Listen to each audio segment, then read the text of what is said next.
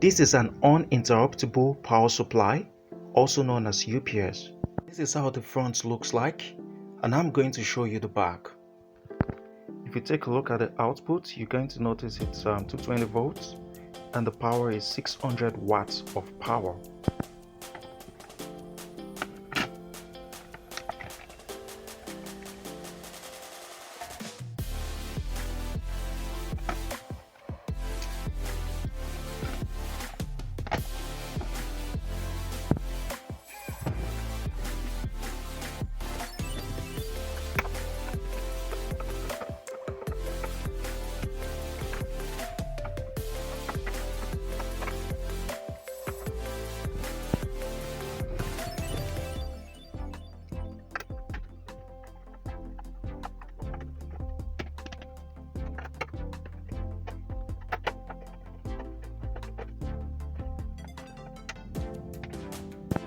You can see how dusty it is.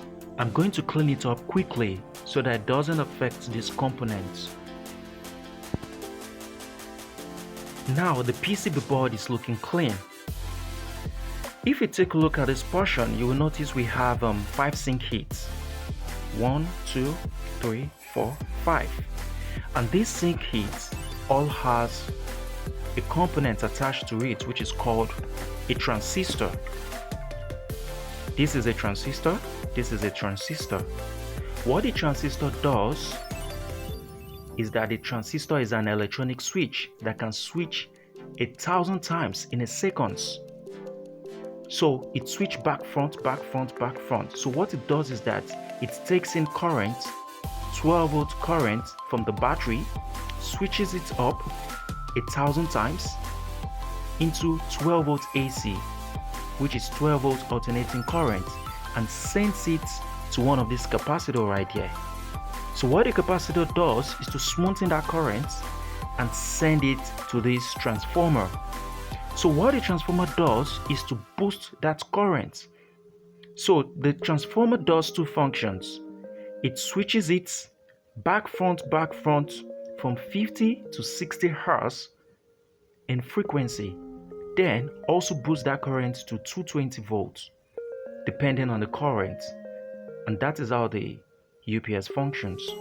So what we're going to do right now is that this is the positive connection and the negative connection. So we're going to unplug this cable from here and this one. Then the aim is to connect a long wire. We'll be connecting it to a bigger battery so that we can run this UPS for a long period of time, and we can also use it to power your house in the process. So now these are the wire we are going to be using. This one is for the positive. You can see this is a thick gauge wire, and for the negative I have a little wire, but I had to double it. It's always better to use if you notice this positive here, you can see this is a thick gauge wire. Exactly the same thing with the positive. It's always good to use thicker wires, because in most cases when you're using a 12 volt setup and you use wires that are very thin, they end up getting burnt. Why? Because of the amperage. The amps they will be drawing from the battery. It will create heat, thereby burning those wire up. So it's better to use a thick gauge wire for your 12 volt system. So now we're going to connect this wire to the positive, connect the black one to the negative. So let's do that.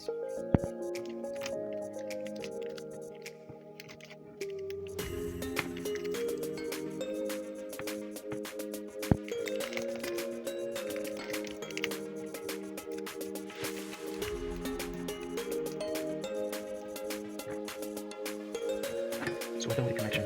So we're going to try to send these 2 wires out.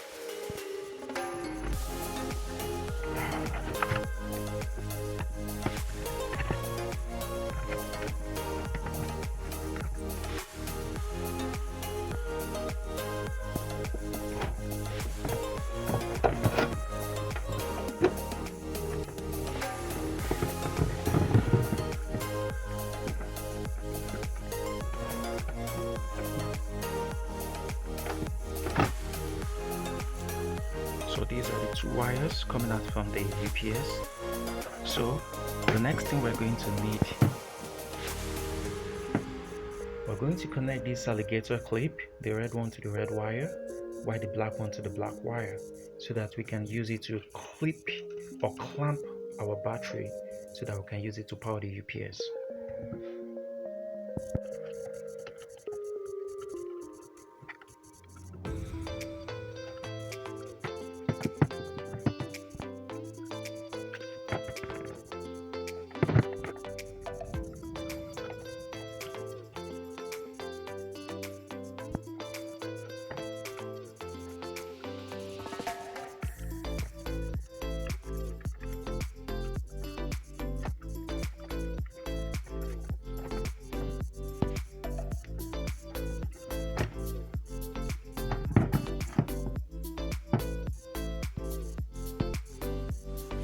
So guys, this is the battery we are going to be using. This is a 12-volt battery which I made myself. This is a homemade battery. This is not your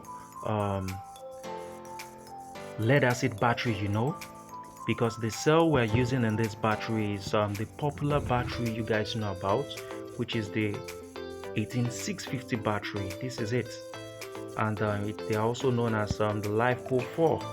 So these are the cells we're using in this battery. If you take a look at the top of this our 12-volt battery, you will notice there's a thick wire going in there for the positive and another wire going in for the negative. So these positive and these negative wires are connected to the cells inside this battery so that we can get the maximum output to power our UPS. Remember, I told you, anytime we have a 12-volt setup or a 12-volt system, it is advisable to use a thicker gauge wires, just like this too. So now we're going to test this battery to make sure it has some charge so that it should be able to power our UPS. So now we're going to be using our multimeter to test our battery if it has some current in it or some charge in it. So remember, we're going to be connecting the negative to negative and the positive to positive. So this is the negative and this is the positive. Wow, we got some charge. Good, we got some charge. So this shows that we are ready to power UPS. So now let's connect our battery. It's always good to connect the positive first before the negative, because negative is the ground. Good, positive is connected, then the negative. Good. So this is the negative and this is the positive. So now I'm going to turn on the UPS so you can hear the sound from the background. That shows the UPS is on. I'm going to show you the front how it looks like. This is how the UPS looks like from the front, and you can hear the beeping from the background. That shows it's working fine, and that shows it's running on battery power right now. This is how the setup looks like.